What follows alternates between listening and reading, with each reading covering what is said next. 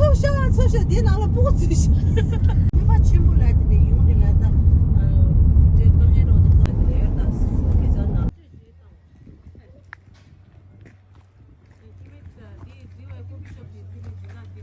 Tasmania ki thanda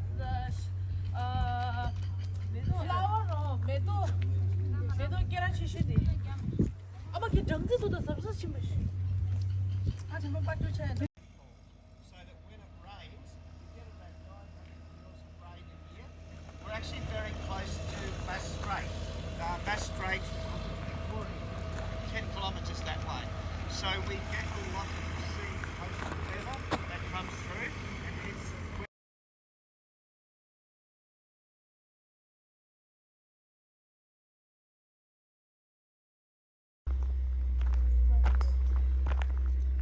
Tasmania medo Danje